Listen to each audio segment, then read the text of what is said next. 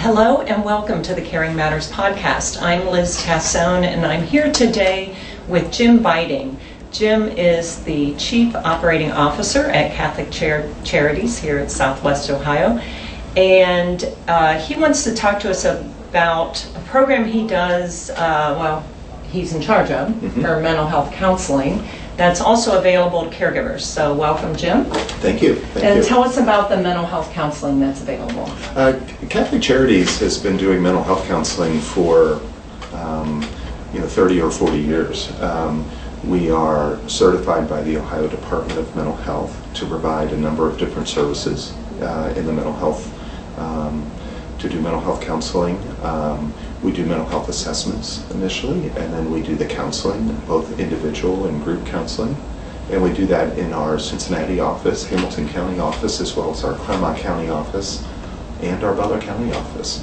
Okay. And that's available to, we get referrals from a lot of different folks. We take private health insurance, we take Medicaid, we take Medicare. We also have funds available for folks that don't have insurance for indigent care. So we don't turn anybody away, and one thing we pride ourselves on is that if you call today, we'll be able to see you today. We really take a lot of pride in that we don't have a wait policy. A lot of folks have a waiting list, and we pride ourselves on not having a waiting list. That takes a lot of work and a lot of dedication from staff, but we feel that if someone, it takes a lot of courage to call, whether you're a caregiver who's really struggling and has finally had a really bad night and is just waking up with a lot of anger and resentment and guilt and shame, and boy, I need to get some help. And if they call today, I think it's our responsibility to say, come on in today. Or if you can't come in today, come in tomorrow. But to schedule it immediately. Yeah, and we really feel that there's a crisis, and there's a theory about crisis that, when people are in a crisis, they're a little more willing to get some help, and we want to be ready, and we're ready and waiting, kind of feel. So we take a lot of pride in that. Yeah. So family caregivers especially have some stress and things in particular. Can you talk about some of the reasons why someone might feel the need to kind of make that call? Well, the caregiver support groups are fantastic, and they do a lot of good work. But being a caregiver, boy, puts a lot of stress with a capital S. That's a lot of stress. There's other emotions that go with that.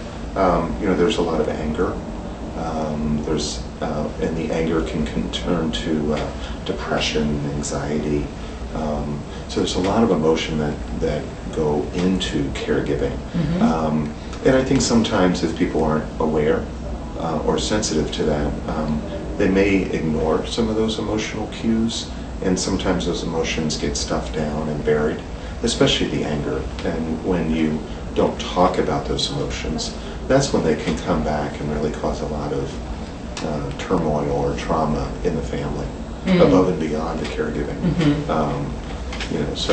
And those emotions respond really well to counseling. Just to talk about those things. Especially if the caregiver support group, a great program, but sometimes there's a need for just a little bit more, whether it's individual work or couples counseling or family counseling. And that's what the mental health program is for. Okay, so this is one-on-one done in the office. You don't go out to the home of the... We can. You can? But typically the counseling is done in the office. We also are at a number of parishes, local parishes. St. Susanna is one that comes to my mind up in Mason. So we do offer hours at St. Susanna. I think it's on a Tuesday and Thursday afternoon.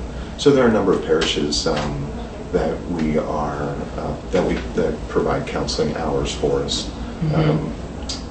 IHM, we're at IHM on the east side, and St. Susanna, like I said. So I'm just wondering, what do you think might generate somebody actually calling? I think there's a little bit of a stigma around mental health still. I think we're getting away from that more and more.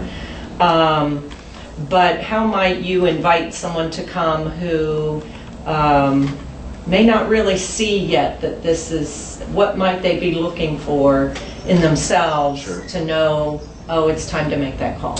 Well, there's the word stigma. There's still a lot of stigma with mental health, unfortunately. Yeah. That's been there. I don't know if it'll ever completely go away. I think the stigma has reduced somewhat as people become more aware that mental health is really health care. Yes. There's really no different. It's the vast majority of mental health diagnoses are problems with the biochemistry in your brain. Some may respond to medication, some may not need medication. A lot of times someone becomes aware of mental health needs when a loved one starts to talk and say, boy, you've been really angry lately, you've been very moody recently, I know you're under a lot of stress. If you're not comfortable talking to me, or this could be a spouse saying this, why don't you go talk to someone?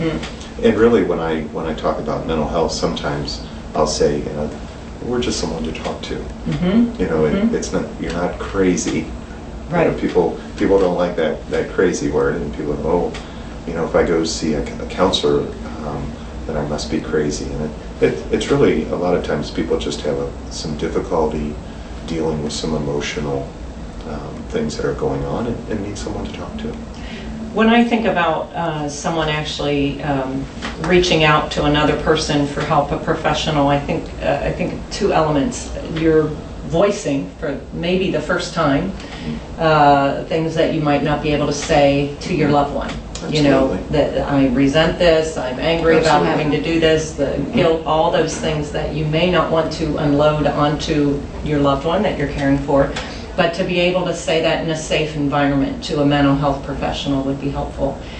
And then not only voicing it, but then knowing that you're trusting a professional who can help you to deal with those emotions in a healthy way. Absolutely. So you're getting tools, and yet you're voicing, and it's kind of a win-win to be able to say it and learn from. Well, it really is. And there's a lot of therapeutic benefit just from talking about it.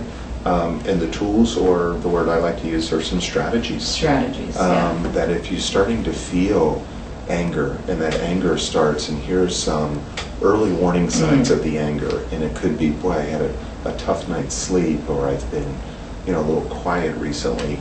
That's a signal to say, hey, maybe I need to sit down and take some time and to talk to my spouse or my siblings about how I'm feeling, because maybe I've been keeping some of that inside, which is not healthy. Yeah. So maybe even recognizing early on, you'll be given strategies that help you recognize when you're moving into a place of maybe acting out your anger or whatever. You can kind of stop it and learn strategies to be more loving, or even just walking out of the room might be the most loving thing you can do at some point. Absolutely. If you're angered. Well, and saying no. Too many times we overcommit, and it's always yes, yes, yes, and we don't take care of ourselves. And a lot of mental health counseling is really education, educating a person about their emotional well-being and how to take care of themselves. We kind of understand how to take care of ourselves physically, whether it's diet, exercise, a lot of information out there, but how to take care of yourself emotionally. And it could be to take just some time for yourself, whether it's taking a walk or physical exercise, or just taking a mental health break. Those are very important. Yeah, very good. Yeah. Well, thank you. I hope that upon listening to this, we'll get some caregivers that feel free to take advantage of this wonderful service that's available through Catholic Charities. Absolutely. So thank you very much, well, Jim. Phone number for where they might call if they want to make an appointment. Absolutely. We have a central intake line, and that services our Hamilton County, Cincinnati offices, as well as our Butler County and Eastgate office. And our intake number is 513-385-9600. And just by simply calling that number, there'll be someone there to answer the phone or to call you back immediately. and they can share with you the locations of all our specific offices as well as our parish offices to make a convenient office for you. Great. Yeah. Thank you very Well, much. welcome. This is Thank good you. information. I hope that we get some caregivers calling and taking advantage of this wonderful service. I do too. Thank you again. Well, thank you for listening. I'm Liz Tassone, and always remember that caring matters.